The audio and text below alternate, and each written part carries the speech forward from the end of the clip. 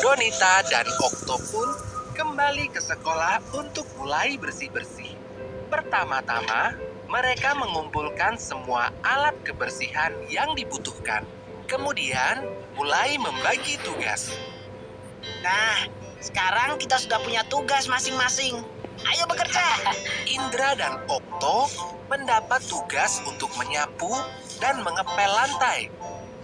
Pertama, mereka menyapu terlebih dahulu. Setelah itu, mereka mengepel lantai hingga mengkilap. Sementara itu, Donita mendapatkan tugas untuk membersihkan rak buku dan meja kursi. Sedangkan Nadia, ia bertugas membersihkan semua kaca jendela sekaligus memoles pintu kelas supaya bersih. Waktu pun terus berlalu. Tak terasa, matahari sudah semakin tinggi. Wah, akhirnya selesai juga kita bersih-bersih. Iya, tak terasa ya karena dikerjakan bersama-sama. Hasil kerja keras mereka sungguh memuaskan. Ruang kelas kini berubah menjadi bersih bersinar. Itu karena kita bergotong royong, bekerja sama, saling membantu. Pekerjaan yang terasa berat jadi lebih ringan dan cepat selesai. Tos untuk kita semua. Baik, ini adalah contoh kegiatan planning sekolah ya, yaitu piket kelas. Ini adalah contoh peran di masyarakat, yaitu Berubah.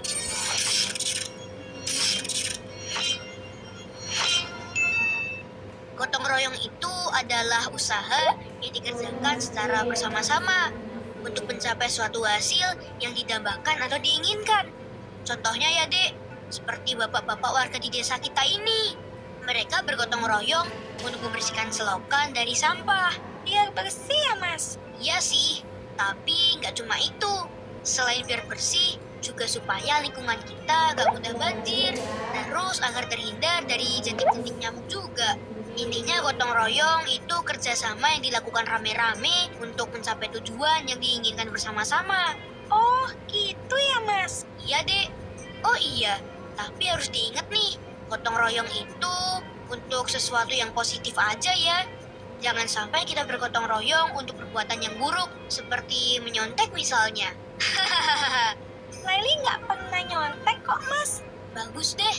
Itu baru namanya adik Mas Jamal yang cantik. Hahaha. Makasih Mas Jamal. Nah, itu kegiatan di masyarakat ya, gotong royong contohnya. Nah, dari video yang tadi Ibu ingin menyampaikan kepada kalian. Mengapa sih kita perlu melaksanakan tugas di sekolah dan masyarakat? Kenapa? Soalnya tanggung jawab biar lingkungannya bersih, Ibu. Ya benar. Ada lagi kalau tanggung jawab. Ya benar. Dapat. Kan harus itu Bu memperhatikan hubungan teman-teman, tetangga. Iya benar banget ya jawaban kalian. Nah selanjutnya apa sih jadinya kalau kita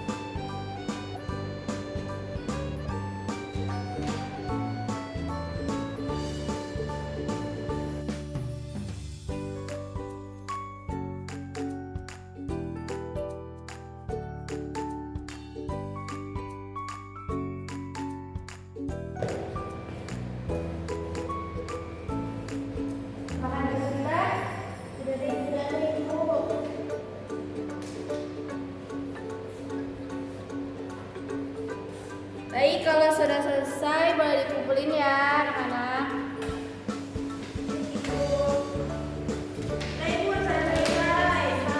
Silakan maju ke depan.